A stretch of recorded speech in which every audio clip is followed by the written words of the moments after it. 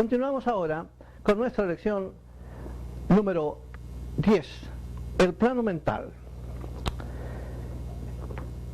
Naturalmente que el plano mental incluye en este tipo de información el cuerpo mental, o mente, como se le dice normalmente. En nuestras clases anteriores hemos dejado en claro que la mónada humana, a través de su extensión, el ego espiritual, que las religiones llaman el alma, posee un número de vehículos que les permite expresar conciencia, tanto a nivel mental como a nivel emocional y a nivel físico. Estos 5 vehículos que ya hemos mencionado anteriormente, volvemos a repetirlos ahora porque nunca se repite lo suficiente en este tipo de cosas. Tenemos el cuerpo físico primeramente, que es el que nos permite actuar a nivel físico, su doble etéreo, que es el que nos comunica con los vehículos más sutiles, el cuerpo astral, que es el mecanismo que genera emociones y deseos en nosotros, y el cuerpo mental, que es el que nos permite pensar. ¿Por qué dirán ustedes que necesitamos un cuerpo mental para pensar? Muy sencillo, porque la mónada humana es divinidad, como ya sabemos, tiene todo el potencial increíble de pensamiento que uno pueda imaginar, pero no sabe hacerlo porque todavía no lo tiene desarrollado.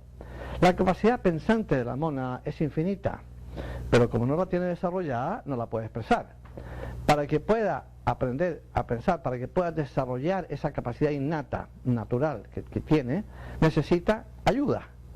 Y esa es la razón por la cual la naturaleza la provee de lo que se llama el cuerpo mental, el mecanismo en nosotros que permite el proceso que llamamos pensamiento. Debemos entender que el verdadero pensador realmente es el ego espiritual, es el alma, pero el mecanismo para pensar no lo tiene. En consecuencia, la naturaleza se lo entrega como una entidad separada que está junto con él, naturalmente, que llamamos el cuerpo mental o mente, esencialmente. Este cuerpo mental, que está hecho, como ya dije, de materia mental, la tercera división de materia, de las 7 tipos de materia que existen en el universo, este cuerpo mental tiene características propias, naturalmente.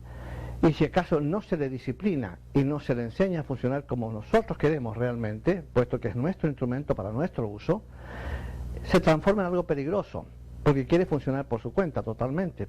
Representa una energía muy poderosa, una energía universal, como es el pensamiento, que tiene un gran poder, es de tipo eléctrico. Y en consecuencia, si no se la controla adecuadamente, el cuerpo mental comienza a regir la vida del individuo que lo posee. Como ustedes podrán entender, esto no es razonable. Si tenemos instrumentos para nuestra utilización, somos nosotros quienes tenemos que utilizar los instrumentos, y no los instrumentos a nosotros. Eso es sentido común, básico. Pero claro, es más fácil hablar de ello que hacerlo, porque aprender a manejar la mente no es cosa fácil. Es un instrumento muy potente, muy poderoso, que tiene, como quien dice, una vida propia y que quiere expresar pensamientos, punto. No le interesa si esos pensamientos son buenos, son malos, son positivos, son destructivos, son morales, son inmorales o como sea. Eso no le interesa, porque no tiene la capacidad para pensar en esos términos. Lo que le interesa es simplemente emitir pensamiento, eso es todo. Pero consideraciones de orden ético o moral no tiene, porque no está construido para eso. Esa parte es la que nos corresponde a nosotros, al ego espiritual que nosotros somos, el yo espiritual que somos nosotros, el alma, ese es el que nosotros somos, y es a ese al que le corresponde aplicar los elementos de ética, de decencia, de nobleza, de lo que ustedes quieran, que es de orden elevado, para poder entonces hacer que esa mente piense siempre de manera apropiada, de manera positiva y adecuada, que no haya nada destructivo ni negativo en su proceso. Pero la mente tiende, o el cuerpo mental, tiende a ser indisciplinado también, por las mismas razones que explicaba anteriormente, de que no hay una ética de por medio de propia, tiende a ser indisciplinado. Normalmente el individuo corriente en nuestro mundo actual, en nuestro presente estado de evolución, prácticamente no utiliza su mente lo utiliza él, que no es lo mismo. La mente indisciplinada echa a andar el cuerpo astral, que es el mecanismo de emociones y deseos que coexiste con el cuerpo mental, porque es un ovoide, igual que el cuerpo mental que rodea el cuerpo físico y lo interpenetra. Y en consecuencia, los deseos y emociones que son excitados por la mente pasan a ser algo también descontrolado. La labor del cuerpo mental o mente es aprender a controlar las emociones y los deseos, vale decir, aprender a subyugar al cuerpo astral. Pero si la mente no está disciplinada por el ego espiritual, por el alma, en consecuencia lo que va a ocurrir es que esa mente indisciplinada va a comunicarle pensamiento, a través del pensamiento le va a comunicar deseos al cuerpo astral que van a ser destructivos para el cuerpo físico. Yo decía que la mayoría de la gente no tiene control alguno sobre su cuerpo mental. Más aún, se nos asegura que solamente utilizamos el 10% de la capacidad de ese cuerpo en nuestro proceso pensante, que hay un 90%, se nos dice, que está intocado. Y por lo tanto ocurre también con el cerebro, del cual utilizamos en términos de su capacidad potencial solamente el 10%. Hay aquí una especie de ambivalencia en términos de determinar si efectivamente convendría que tuviéramos más. A medida que el ser humano vaya perfeccionando su ética, su moralidad, su decencia, su forma de funcionar de manera más noble y elevada, la naturaleza le va entregando más poderes, le va entregando más posibilidades, le va abriendo cancha, por así decir, para que eventualmente pueda funcionar de una manera más eficaz, más eficiente y más completa. Y entonces vamos llegando a un 20, 30, 40% de lo que tenemos, de la capacidad que tiene la mente para lograr los fines que nos proponemos. Pero es peligroso para la naturaleza entregarnos más allá de este 10% que tenemos actualmente, si uno considera que hay gente de mucha inteligencia, de mucha capacidad pensante, pero sin el menor asomo de ética ni de decencia. Y eso lo hemos visto a través de la historia, incluso en figuras políticas, líderes políticos, de gran inteligencia, pero con muy poca ética, con muy poca decencia y ninguna espiritualidad. Gente esencialmente ambiciosa y egoísta, crueles incluso con el objeto de perpetuar su poder o como sea. Y en consecuencia es peligroso darle a la gente que la naturaleza nos entregue, digamos, más del 10% que estamos acostumbrados a tener.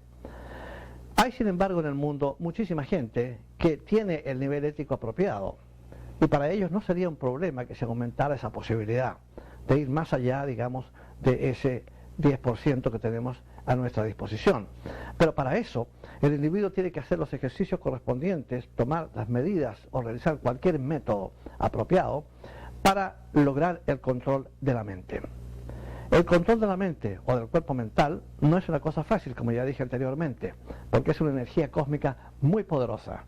Sin embargo, está en nosotros inherente la capacidad de controlar esa mente. La naturaleza no nos entregaría un instrumento tan delicado como es la mente, sin saber si realmente podríamos aprender a controlarlo. Podemos aprender a controlarlo, siempre y cuando entendamos claramente que nosotros no somos nuestra mente. La mente es una entidad separada de nosotros, que está con nosotros, pero que no es parte de nosotros. Está con nosotros para su utilización. Es lo mismo que un vehículo cualquiera, digamos un automóvil. El automóvil no es nosotros, no es parte de nosotros, pero está con nosotros porque lo necesitamos como un instrumento de transporte. Para eso necesitamos el automóvil, pero no vamos a decir que el automóvil es nosotros porque nos metimos adentro de él y lo manejamos. Si manejamos mal el automóvil, si no aprendemos a manejarlo, lo más probable es que tengamos accidentes y nos metamos en serios problemas. Para poder utilizar un automóvil, lo primero que hay que entender es que es una entidad separada de nosotros. En segundo lugar, hay que aprender a manejarlo. Hay clases de manejo, a veces se aprende espontáneamente, hay gente que lo maneja mejor que otra, como ustedes saben, pero hay que aprender a manejar el instrumento, el vehículo. Eso es lo que es la mente, un vehículo, y hay que aprender a manejarlo. La mejor forma de aprender a manejar la mente es a través de la meditación. ¿Por qué? Porque para poder llevar a cabo un proceso meditativo adecuado, lo que hay que tener es una capacidad de concentración. Y ahí es donde comienza todo. Normalmente el ser humano está emitiendo ondas pensantes, ondas cerebrales continuamente de orden eléctrico que se clasifican como ondas beta. Esas ondas beta vibran a una velocidad que hace que sean desordenadas en ese sentido. Normalmente el individuo contemporáneo vive en ondas beta, funcionando en ondas beta, emitiendo onda beta. Y ese es, en parte, el problema del desorden mental que tiene. Cuando el individuo se sienta a meditar y es capaz de silenciar su mente, es capaz de concentrarla en una sola cosa durante un número de minutos, o de 1 hora o media hora, o como sea, que no es cosa fácil al comienzo, comienza en consecuencia a controlar a su mente. Ese es el primer paso que hay que dar, si lo que queremos es meditar. Para meditar hay que, por supuesto, tener un objetivo. Uno no medita porque sí. Cualquiera sea el objetivo, si uno quiere tranquilidad, quiere paz o quiere obtener algo específico, etcétera. La forma de hacerlo es naturalmente meditando. A nadie se le ocurre ir a un teléfono a hacer una llamada telefónica sin saber a quién va a llamar. Sentarse a meditar, porque por meditar no tiene sentido. El meditar tiene que tener siempre un objetivo. La persona tiene que tener claro en su mente qué es lo que desea. Una vez que lo tiene claro en su mente, entra el mecanismo de meditación. El mecanismo de meditación comienza con la capacidad para concentrarse. El ser humano tiene que ser capaz de lograr esa concentración. Un ejercicio, por ejemplo, de sentarse con la vista o con la mente, simplemente los ojos cerrados, si usted desea, como usted desee, en una sola cosa durante 3 minutos, sin permitir ningún otro pensamiento de ninguna especie, solamente concentrar la mente en una sola cosa, cualquier cosa, una vela apagada o encendida, un teléfono, un cenicero, cualquier cosa, o si mejor lo desea, cerrar los ojos e imaginarse una cosa determinada, pero nada más que eso, durante 3 minutos. Ustedes van a ver lo difícil que resulta. Es más difícil para algunas personas que para otras, y es más demorado lograrlo para algunas personas que para otras, pero uno tiene que ser capaz de estar concentrado totalmente en una sola cosa durante todo el tiempo que sea necesario, porque es la única forma de silenciar la mente. Cuando se silencia la mente, se la pone bajo control, como así se dice, y los canales con la parte superior de nosotros se abren, y entonces entramos a un proceso de pensamiento superior. Una vez que tenemos el control completo del instrumento, que llamamos mente, no hay límite para lo que el ser humano puede realizar.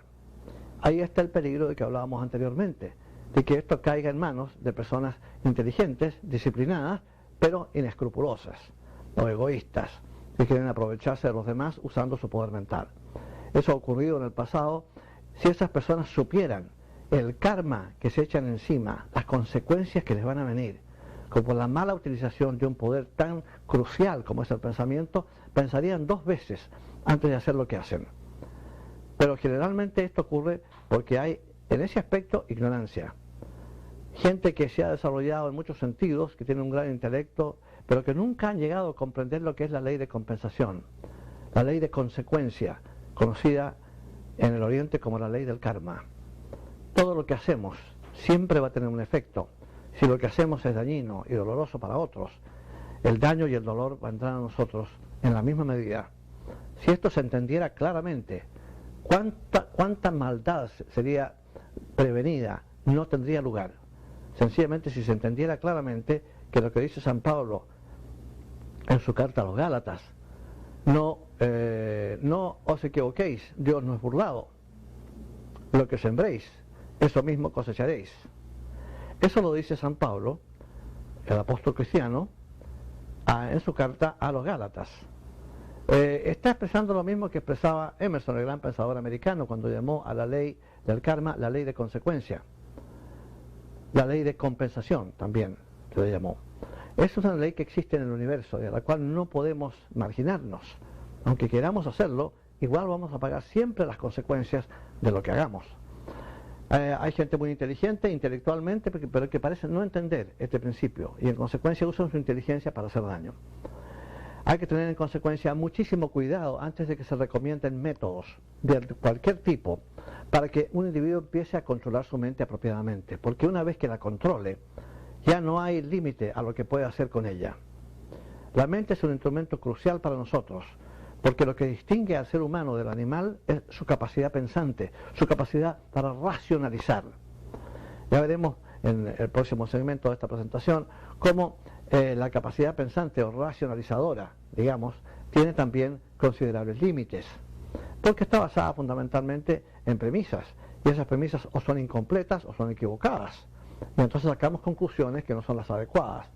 Sin embargo, no podemos prescindir en nuestro presente estado de evolución de este instrumento extraordinario que llamamos la mente, nuestra capacidad pensante, nuestra capacidad para decidir por nosotros mismos, nuestro libre albedrío, por así decir, y en consecuencia la responsabilidad moral que conlleva el hecho de que cuando procedemos, saber exactamente lo que estamos haciendo. Y si estamos haciendo daño, tenemos que tener una idea bien clara de que efectivamente estamos haciendo daño. Si continuamos haciéndolo, a pesar de saberlo, las consecuencias pueden ser extremadamente dolorosas. Así es como aprende el ser humano, a través del dolor que le generan sus errores. El dolor trae la reflexión trae el proceder correcto, y el proceder correcto trae el avance. Esa es la mecánica, esa es la dinámica en la cual nos movemos para lograr el desarrollo del enorme potencial divino que todo ser humano lleva dentro de sí.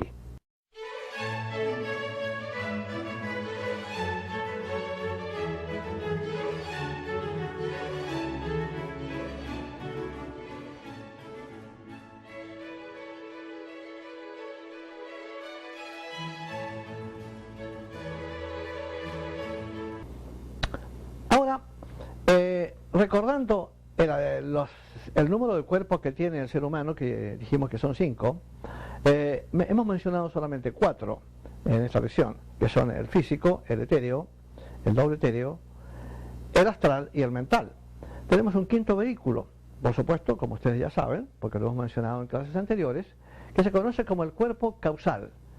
El cuerpo causal, o cuerpo espiritual, como se le llama también en algunos textos, está estructurado de materia mental superior. Recordemos a los estudiantes que cada uno de estos planos, el plano físico, el plano astral y el plano mental, están subdivididos en 7 subplanos, por así decir. Recuerden también que la palabra plano es desafortunada porque da la impresión de que estos planos son algo plano, pero es que no es el caso. Hablamos aquí de esferas de la Tierra propiamente tal. ¿Okay? La Tierra tiene, según se nos dice, 7 esferas. Las 3 más densas son la física, la astral, que llega más o menos a la altura de la órbita de la Luna, y la mental, que es bastante más grande. Y las otras 4 que siguen después, la átmica, búdica, monádica y divina, de acuerdo con la nomenclatura teosófica, todavía no son parte de la evolución humana. En las 3 esferas más densas es donde ocurre el proceso que llamamos evolución humana. Ahí se mueve el hombre encarnando y desencarnando. Y para ello tiene los vehículos necesarios. Son 5 vehículos, uno hecho de materia física, otro de materia etérica, que técnicamente es física, aunque la parte que no vemos, otro de materia astral y otro de materia mental. Pero ese de materia mental que estamos discutiendo ahora, del cual hemos hablado, lo que llamamos la mente concreta, la mente racional, está estructurado de material de las 4 subdivisiones inferiores del mundo mental. El cuerpo causal o mental superior o espiritual, como se le llama también, está estructurado por materia de las 3 subdivisiones superiores del mundo mental, la región causal. Se le llama en consecuencia también cuerpo causal porque en él se almacenan todas las cosas buenas que hemos aprendido, ya transformadas en facultad en el mundo mental inferior. Y en consecuencia esas cosas buenas van a reflejar en la próxima encarnación como facultades naturales, como lo que llaman dones. En esta filosofía, hermanos, no hay dones de Dios, de ninguna especie. No hay un Dios que dé dones a algunas personas y se los niegue a otras. Las mismas personas que enseñan eso dicen que Dios es infinitamente justo y que tenemos una sola vida para vivir. Entonces la cosa no tiene el menor sentido, porque un ser medianamente justo no pondría a sus hijos en un planeta en condiciones tan dispares como son las que nos encontramos continuamente. Por todos lados lo que vemos es disparidad. De manera que ese tipo de arbitrariedad no tiene nada que ver con la justicia. Es mucho más sensato, y no tiene nada que ver con Dios tampoco, es mucho más sensato suponer que lo que tenemos es porque nos lo hemos ganado. Lo que no tenemos es porque no lo hemos ganado aún. Y los que tienen ciertas capacidades, ciertas facultades, es porque han trabajado en ellas, y han trabajado en ellas de manera disciplinada y adecuada, y han logrado en consecuencia ese conocimiento. Y eso es por esa razón que hay veces que cuando un niño revela facultades especialísimas para la música, para las matemáticas, para la literatura, por lo que sea, no es porque nadie le haya dado nada, no es por dones de ninguna deidad imaginaria, es simplemente porque él mismo ha trabajado anteriormente, en vidas anteriores, en esos campos, y ha logrado entonces esa capacidad. Esa facultad esa capacidad que se torna en facultad en el mundo mental concreto y que pasa a depositarse en el mundo mental superior, en el mundo causal, y que en el cuerpo causal de cada persona, va a reflejar en la próxima encarnación del individuo como talento personal, espontáneo, que le va a permitir sobresalir sobre el resto de la gente. ¿Pero por qué? Porque se lo ha ganado, esencialmente. Ese cuerpo causal, en consecuencia, es el único que no se desintegra. Los otros 4 vehículos se desintegran después de cada encarnación, dejando solamente un átomo, como ustedes saben, el átomo simiente, ya lo hemos explicado en qué consiste. Pero ese vehículo, el causal, hecho de materia mental superior, de las 3 subdivisiones superiores del mundo mental, ese no se desintegra nunca, ese va creciendo y creciendo a medida que le vamos añadiendo más conocimiento, más virtudes, más cosas positivas, y eventualmente va reflejando con cada vez mayor intensidad en las personalidades que vamos creando cada vez que encarnamos. Y entonces ese cuerpo causal está hecho de, como ya dije, de una materia muy sutil, muy fina, muy especial y muy hermosa. Cuando crece al punto de máximo desarrollo es como un arco iris, algo bellísimo. Al comienzo es un ovoide, como una burbuja iridiscente, como esas pompas de jabón con que solíamos jugar en la escuela, iridiscente así, pero sin gran cosa dentro. A medida que va creciendo y se le van añadiendo cosas que el individuo va aprendiendo durante sus encarnaciones, va tomando una forma circular, digamos de esfera, y eventualmente creciendo y creciendo hasta transformarse en un verdadero arco iris de colores preciosos que realmente rodea al individuo y que va indicando entonces su grado de considerable desarrollo. Ese es el cuerpo causal, el único vehículo que, como ya dije anteriormente, no se desintegra, sino que va creciendo y creciendo con cada una de nuestras encarnaciones. Tengamos bien en claro, en consecuencia, que el mundo mental tiene dos subdivisiones. La concreta, vale decir, las 4 subdivisiones inferiores, y la abstracta, o causal, que tiene las 3 subdivisiones superiores del mundo mental, de ese mundo. Como ustedes se podrán imaginar, y como hemos explicado anteriormente, la interacción entre el vehículo mental o mente y el cuerpo astral es continua. Muchas veces un deseo nos despierta un pensamiento específico, otras veces es al revés. La mayoría de las veces es el pensamiento lo que nos despierta un deseo determinado, específico. La mecánica ocurre, por supuesto, en tándem con el cuerpo físico. Supongamos, por ejemplo, que han pasado algunas horas y no hemos comido, y vemos una manzana encima de una mesa. Al mirarla al cuerpo físico, inmediatamente la mente la identifica como una manzana, algo de comer. Del momento que lo hace, casi instantáneamente hay una reacción de parte del cuerpo astral. Como quien dice, el cuerpo mental le pasa el dato al cuerpo astral, ahí hay algo de comer. Y el cuerpo astral entonces genera el deseo de comer. Y a su vez estimula al cuerpo físico para que mueva el brazo a la persona y la mano, coja la manzana y empiece a comerla. Ese mecanismo es lo que permite que el cuerpo físico continúe funcionando, porque para que el cuerpo físico continúe funcionando necesita naturalmente nutrición, necesita comida. No la tendría si no fuera por los mecanismos que incitan apetito en su organismo y al mismo tiempo por el deseo de comer. Porque figúrense ustedes lo que ocurriría. Aunque el ser humano, aunque el cuerpo físico del ser humano tenga mucha necesidad de nutrición, digamos, y estén todos los mecanismos que generan apetito funcionando, si no existiera en nosotros el deseo, porque no tuviéramos cuerpo astral, no tuviéramos mecanismo de deseo y emoción, no comeríamos. Si no existiera en nosotros el deseo, el cuerpo astral, fundamentalmente, no nos moveríamos, no caminaríamos, no hablaríamos, no haríamos nada. Imaginarse a un ser humano con ausencia de deseo es la cosa más difícil del mundo. La cosa más imposible del mundo es imaginarse a un ser humano sin deseos y emociones. Mucha gente piensa que son los deseos y las emociones, cuando especialmente si son descontrolados, inapropiados, que es lo que realmente nos mete en todo tipo de problemas. Pero el deseo no tiene absolutamente nada que ver, es una fuerza. Nada más, lo mismo que la electricidad, que es una fuerza que puede ser ocupada para iluminar una ciudad o para electrocutar a un ser humano. La electricidad no es buena ni es mala, es simplemente una fuerza que nosotros utilizamos para bien o para mal. Con el deseo pasa lo mismo. El deseo propiamente tal no es bueno ni es malo, es cómo lo utilizamos, qué tipo de deseos expresamos.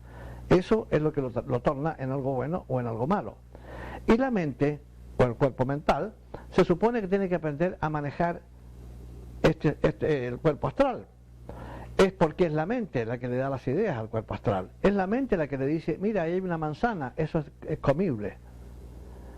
Y entonces el cuerpo astral genera el deseo de comerla y estimula al cuerpo físico para que lo haga.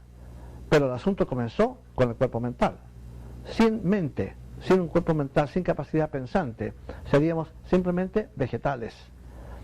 Recuerden ustedes lo que ocurre cuando una persona sufre de una hemiplegia, un ataque cerebral, una gran hemorragia, que deja a la persona impedida cerebralmente y en consecuencia sin poder utilizar su mente. Esa persona queda en estado vegetativo, de acuerdo con el término que se utiliza en aspectos clínicos, en medicina. La persona queda en estado vegetativo porque no está usando su mente, no la puede usar. Para que el ser humano pueda usar su mente necesita tener su cerebro en perfecto estado. El cerebro es una cosa y la mente es otra. El cerebro es el mecanismo físico para pensar. La mente es el mecanismo sutil. Para que la mente le pueda pasar los pensamientos al cuerpo físico, para que el cuerpo físico los pueda expresar a nivel físico, al cerebro físico, necesita naturalmente el doble etéreo, porque el doble etéreo es el que hace el puente, como ya explicamos un par de lecciones atrás. El doble etéreo es el que permite que los pensamientos pasen de la mente al cerebro y sean expresados a nivel físico. Pero si el cerebro, que es el instrumento físico, está en mal estado, vuelvo a repetir, por una hemiplegia, por algún ataque, por una hemorragia grande, por lo que sea, naturalmente la mente no puede operar a través de ese cerebro. De manera que sin mente, ya sea porque no la tenemos o porque no la podemos usar, no somos más que vegetales. Ya se dan cuenta ustedes de la enorme importancia que tiene el hecho de tener capacidad pensante. No solamente capacidad pensante en el sentido de pensar, porque los animales en cierta medida también piensan, pero no piensan analíticamente, que es lo principal. No tienen un cuerpo mental que les permita realmente, individual, que les permita realmente un pensamiento racional y adecuado. El animal se conduce esencialmente por lo que llamamos el instinto. Un animal es capaz de identificar, por ejemplo, comida sin el menor problema. Sus parámetros de funcionamiento, la naturaleza se los tiene bien fijos. Y en consecuencia, un tigre ve a un venado o un animal indefenso y piensa que ese animal es comida. Y lo va a atacar para comérselo. Y se lo va a comer. Pero no porque esté pensando, ni porque esté racionalizando, ni porque diga, a mí no me importa que sea más débil, me lo como porque yo soy más fuerte. El animal no tiene esa capacidad pensante, no tiene esa capacidad racionalizante. No la tiene. Lo que sí tiene es el instinto de matar al otro animal para comérselo. No es en consecuencia moralmente responsable, porque es un parámetro que le ha fijado la naturaleza. El animal se conduce de acuerdo con eso, no tiene libre albedrío, se conduce de acuerdo con lo que la naturaleza le dicta. Y cede ante ese impulso inevitablemente, porque así es como la naturaleza lo tiene planeado el asunto. Pero el ser humano es distinto, porque tenemos la capacidad pensante para determinar si lo que vamos a hacer es o no es apropiado, de acuerdo con las leyes nacionales o las leyes universales. Las cosas generalmente las tenemos bastante claras de qué es lo que no debemos hacer y qué es lo que podemos hacer. Todo está en relación directa con el impacto que tenemos sobre nuestros semejantes cuando realizamos algo. Si hacemos un daño, si creamos sufrimiento, evidentemente la idea era inapropiada, pero lo que hubo fue una racionalización de lo que nos convenía. Estamos creando un terrible sufrimiento, un terrible dolor en otras personas, pero vamos a ganar $1 millón en el proceso, y en consecuencia lo que hemos hecho es aceptar proceder de una manera inadecuada para lograr una ganancia personal. Y el que piense que no existe una ley que se va a hacer cargo de nosotros después de semejante transgresión está profundamente equivocado. Le espera el sufrimiento. El mismo sufrimiento terrible que ha causado en otras personas va a tener que enfrentarlo también. No se trata de una venganza o de un castigo, se trata de hacerle entender, nada más, de hacerle ver lo que representa hacer sufrir a los demás. Para que uno entienda cómo es eso, tiene que sufrir uno. Y la naturaleza, a través de la ley del karma, se va a encargar de darnos la justa retribución de nuestras actividades. El ser humano no tiene excusa para proceder malamente. Se le ha dicho cómo tiene que andar. Perfectamente bien. En todos los sistemas de ética de las religiones del mundo, en todos los sistemas jurídicos, se le ha dicho claramente qué cosa es aceptable y qué cosa es inaceptable. Si actúa inaceptablemente es porque así lo decide. y en consecuencia va a tener que enfrentar las consecuencias de semejante actitud, ya sea a nivel físico, inmediato, nacional, mediante el sistema jurídico, o de acuerdo con la ley del karma. El sistema jurídico incluso se puede equivocar, puede errar, o puede perder la posibilidad, digamos, por no saber bien, no tener las pruebas necesarias, de no poder castigar al infractor. Pero la ley natural no tiene errores de ninguna especie, es una ley, no está sujeta a errores, es el efecto de una causa, y en consecuencia de esa no podemos escaparnos, y a veces esa es bastante más drástica de lo que podría ser la ley humana, más drástica que podamos imaginar. El mundo mental, ya dije que tiene dos subdivisiones, la concreta y la abstracta. La división concreta, que tiene 4 subdivisiones a su vez, tiene lo que se llama, el nombre que se le ha dado normalmente en teosofía es el Devachan.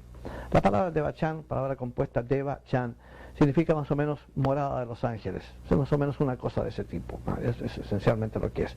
Y vendría a ser más o menos, digo yo, muy más o menos nada más, un equivalente de lo que es el cielo predicado por las religiones cristiana y musulmana. No se ha explicado bien claramente en qué consiste ese cielo en ninguna de esas dos religiones, salvo para decir que se trata de tener cosas que a uno le gustan mucho, fundamentalmente.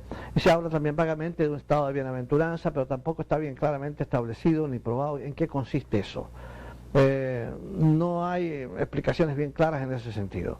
En teosofía, en cambio, se nos dice que el Devachan, el estado mental concreto, digamos, es un estado, claro, y un lugar también, es la tercera esfera de la Tierra, de gran bienaventuranza, pero también de mucho trabajo, porque es ahí en donde se sintetiza todo lo que hemos aprendido durante nuestras experiencias en la última encarnación.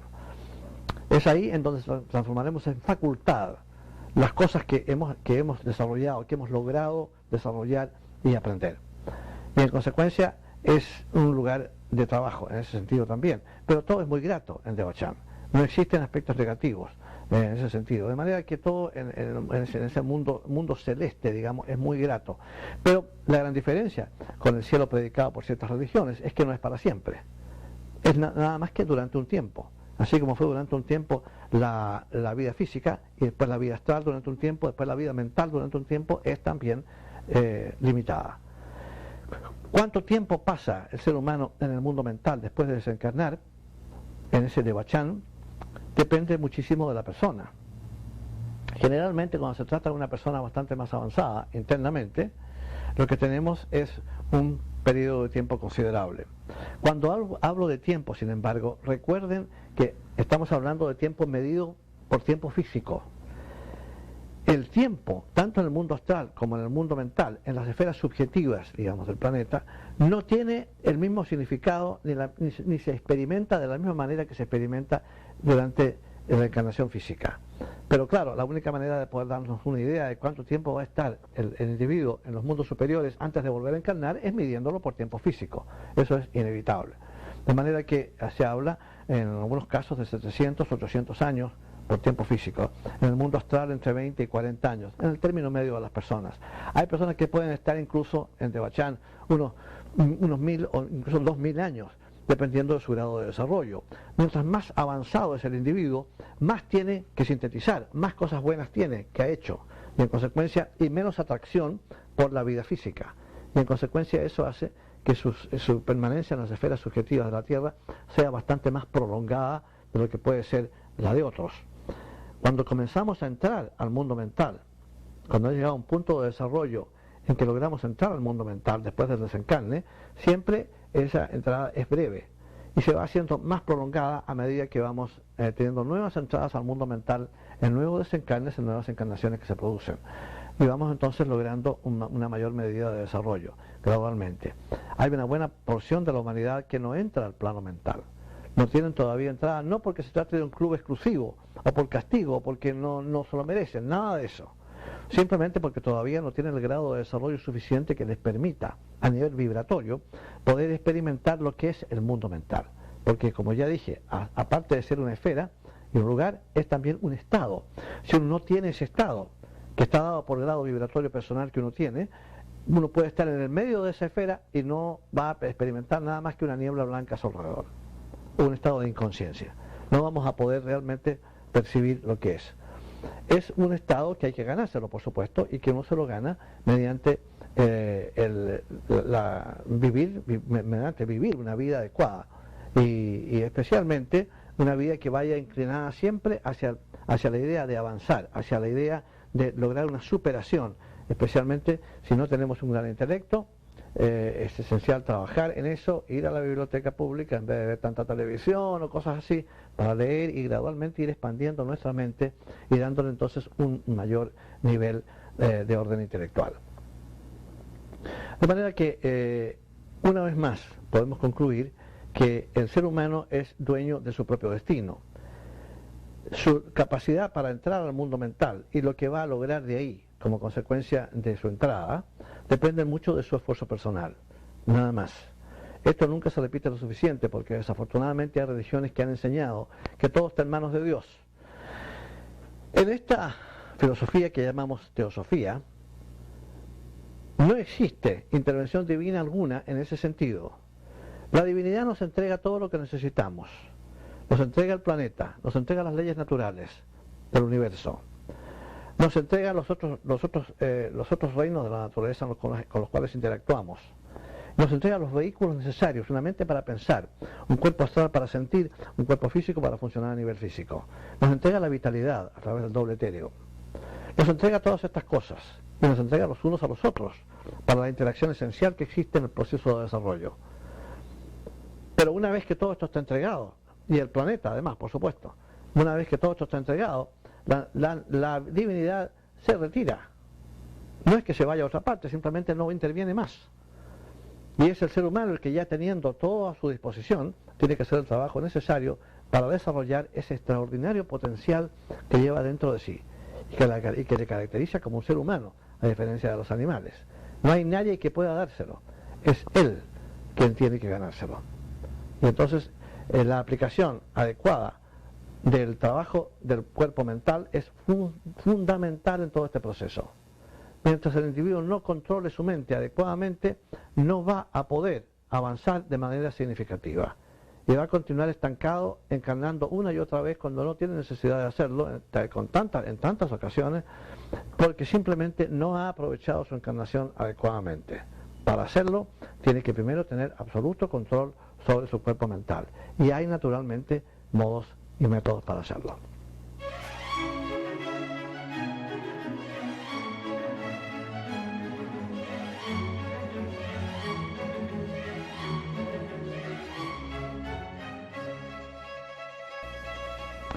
Se dice que el mundo mental es la morada del ego espiritual humano. Ahí, como quien dice, es donde estamos anclados, por así decir. La personalidad es una extensión del ego espiritual, es una extensión de la mónada, mejor dicho, es una extensión del ego. El ser humano, en consecuencia, según se nos dice, es triple, vale decir, mónada, que es la chispa divina que realmente somos, el ser divino que somos, su extensión, que es el ego espiritual, que es, o el alma que llaman, que es la que desciende hasta el plano mental, desde el plano monádico, y la personalidad, que es una extensión del ego, que es la que funciona en los tres planos inferiores, mental, emocional o astral y físico. Ese es el ser humano, está dividido en tres, por así decir. Y en consecuencia, esta división es necesaria porque para que puedan funcionar las energías de una manera tal que nos permita conciencia a niveles inferiores, tiene que haber continuamente una comunicación con los niveles superiores. El ego espiritual, el alma, es el lazo que une la parte superior de nosotros, la mónada, con la personalidad. Al comienzo esa comunicación es muy tenue, es como un hilito nada más, en donde la influencia monádica va a ser mínima, también por el hecho de que la mónada no tiene mucho que ofrecer en términos de conciencia. Recordemos que la está obteniendo en base a las experiencias del ego espiritual, que a su vez las obtiene en base a las experiencias de la personalidad. Una vez que el ser humano funciona a nivel físico, emocional y mental, empieza a tener las experiencias naturalmente que le van a ir dando su desarrollo. Y ese desarrollo va siendo asimilado por el ego, que a su vez, el ego espiritual, que a su vez lo va entregando a la mónada, de la cual pende, o depende, como ustedes quieran, fundamentalmente. Acuérdense que somos seres triples en ese sentido, bien importante de recordar. Otro aspecto también que es importante de recordar en términos, es el asunto de lo que se llama, ustedes lo habrán oído hablar a veces, del récord acásico, o memoria acásica que se llama, que se dice que es la memoria de la naturaleza. Bueno, es la memoria de la naturaleza solamente en lo que concierne al ser humano.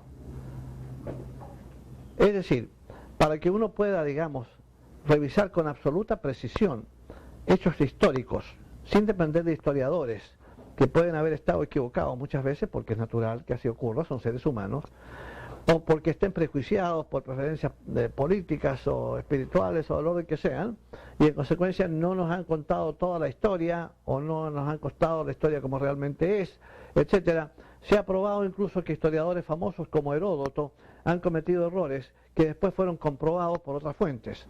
De manera que es importante tener un método, una fuente, digamos, por así decir, a dónde ir para realmente saber exactamente qué es lo que ocurrió, digamos, hace, 3.000 años atrás, 4.000 años atrás, 2.000 años atrás.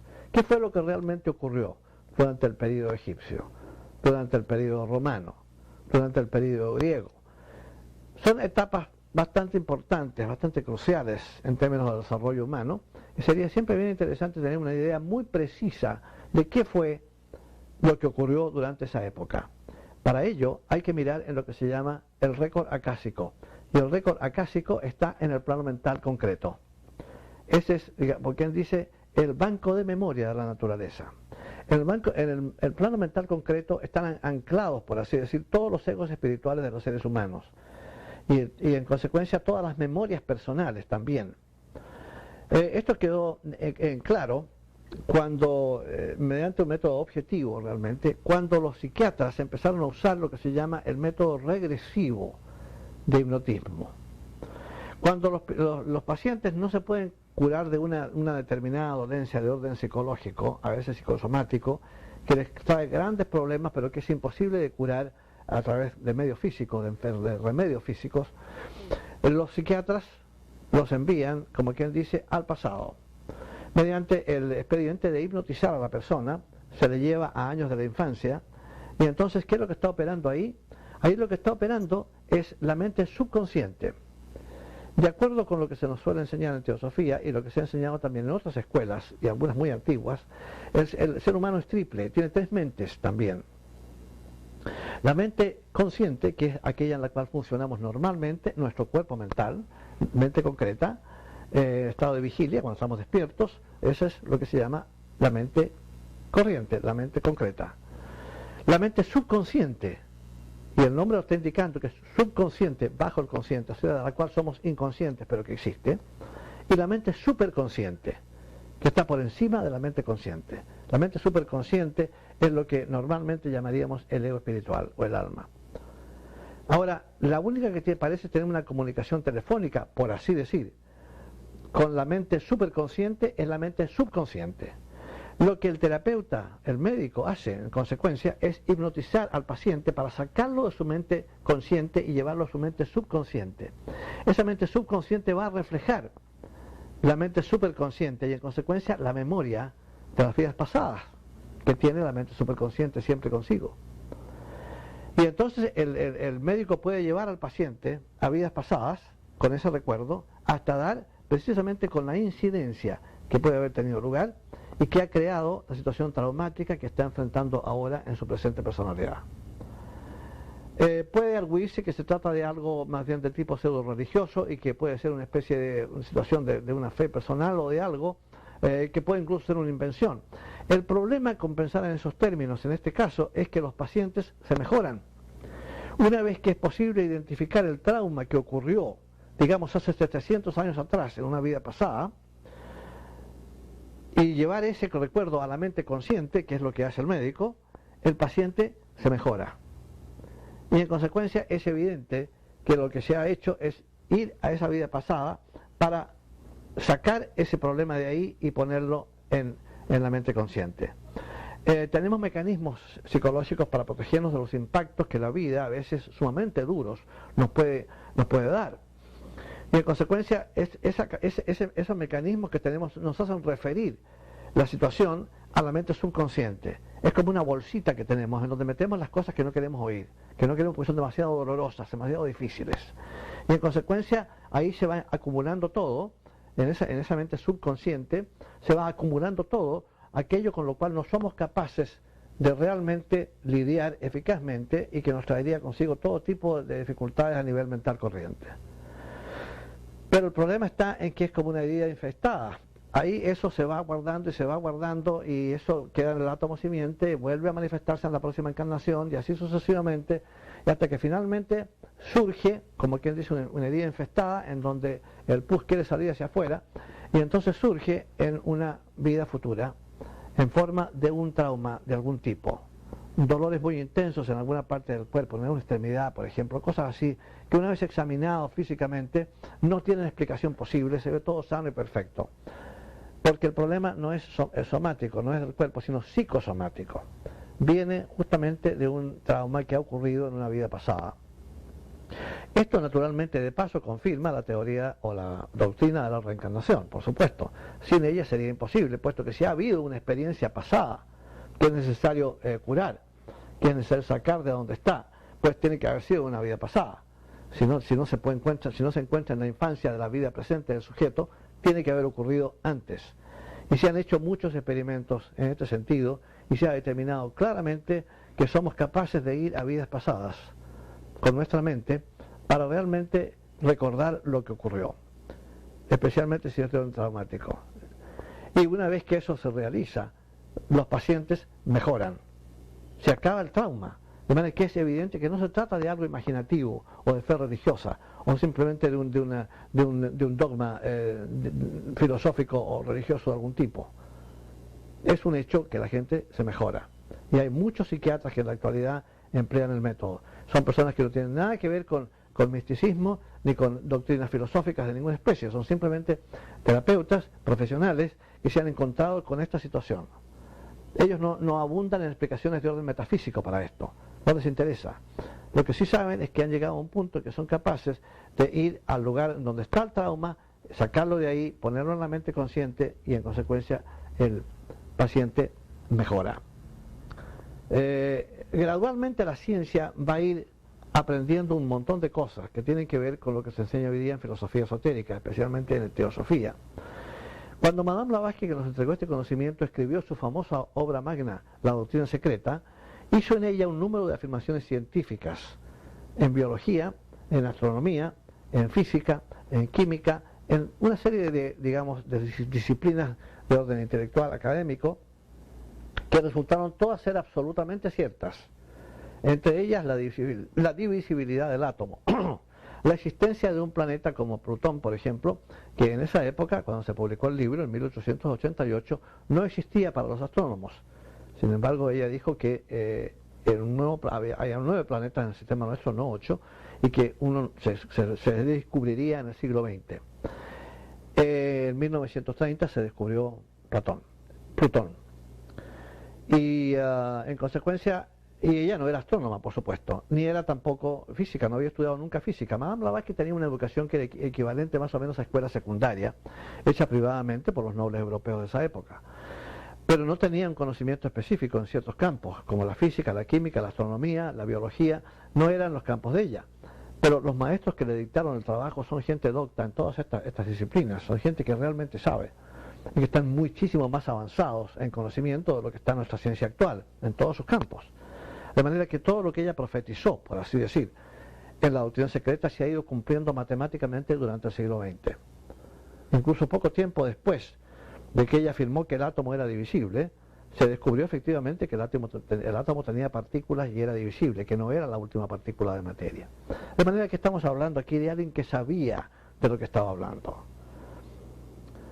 Hay que ser presente que filosofías de cualquier tipo o religiones de cualquier tipo que no tienen una base científica no sirven para nada y hay que descartarlas lo más pronto posible.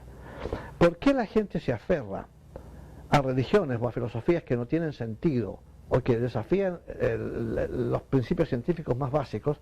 Por razones emocionales, porque les gusta lo que oyen, porque encuentran que los predicadores son elocuentes, por cosas que no tienen nada que ver con nada ni con ninguna realidad de nada. Ese tipo de cosas, hermanos míos, hay que descartarlo por completo. El hecho de que las cosas nos gusten o no nos gusten no significa absolutamente nada. Las cosas siguen siendo lo que son. Nos guste o no nos guste, entendamos o no entendamos, aceptemos o no aceptemos, las cosas siguen siendo en el universo lo que son. Y eso es lo primero que uno tiene que tener el valor de enfrentar. Si vamos a estudiar doctrinas esotéricas, hay algunas que no son gratas de escuchar. Nadie tiene garantía de que la verdad va a ser agradable. Pero ¿qué es lo que nos interesa? ¿Una mentira agradable o una verdad desagradable? Eso es lo que tenemos que pensar. A mí lo que me interesa, lo que nos interesa a algunos de nosotros es la verdad. Que sea desagradable nos tiene sin cuidado. Sin tener la verdad con nosotros, sin tener las cosas como realmente son, no podemos funcionar de una manera tal que represente un verdadero avance. El que basa su avance en falsedades agradables de escuchar, no va a ir a ninguna parte, va a retrasar su avance. Y recordemos que la única razón por la cual estamos aquí es el avance, no existe otra. Importante recordar, sin embargo, cuando se habla de que el universo es una creación de la mente divina, que aquí no estamos hablando del plano mental divino, cuando hablamos del plano mental del esquema que hemos mencionado. Ese es el plano mental humano. La esfera astral de la Tierra es donde se encuentra el plano mental humano. Ahí tenemos los seres humanos, todos nosotros, unos ciertos nichitos, por así decir. Nichos que son cada uno nuestra propia mente. Y estamos siempre conectados con esa mente. Desde esa mente opera el ego espiritual, porque el ego espiritual está anclado ahí, fundamental, tratando de manejar desde ahí la personalidad de esa parte superior, digamos. La mente divina es otra cosa. La mente divina está más allá incluso del séptimo plano, el plano divino. Cuando hablamos del esquema de los 7 planos, el plano superior Adi, el plano divino, digamos, esa es la mente divina. Ahí se encuentra la mente divina. La mente divina es distinta de la mente humana, es una mente infinitamente superior, por supuesto, y de otras características muy diferentes. Pero no hay que confundirse cuando se habla del plano mental con el plano mental divino. El plano mental, la tercera subdivisión o tercera esfera de la Tierra, es el plano mental humano. El plano mental divino está 4 planos más arriba. Es importante recordar eso porque generalmente se producen muchas confusiones con ese asunto. ¿Okay? Y es bien importante. Ahora, la esfera, digamos, mental es bastante más grande que la esfera astral, pero la esfera búdica es muchísimo mayor todavía, que es la que sigue a la esfera mental. Es tan grande que abarca casi todos los planetas de nuestro sistema solar. Es decir, todos los planetas de nuestro sistema, los 9 planetas de nuestro sistema solar, tienen una esfera mental y una esfera búdica, por supuesto. Tienen 7 esferas todos. Ahora, la esfera búdica de cada uno de estos planetas de nuestro sistema es tan grande que se confunde con las otras esferas búdicas de los 8 planetas que existen en el sistema solar nuestro. Ahora, la átmica, que es la que sigue a la esfera búdica, abarcaría todos los sistemas solares de la galaxia, en cada uno de los planetas que tenemos. Así es de grande para cada uno de los planetas. La monádica, a las 2 anteriores. Y finalmente la divina abarca, la esfera divina de la Tierra abarca casi todo el universo, prácticamente todo el universo. Se confunde por completo con todas las otras esferas divinas de todos los planetas y soles que existen, de todos los cuerpos planetarios cósmicos que suelen existir. En nuestra próxima clase vamos a hablar sobre el poder del pensamiento y vamos a explicar por qué es esencial aprender a manejar este poder tan extraordinario que nos ha sido entregado para asegurar nuestro avance. Hasta entonces.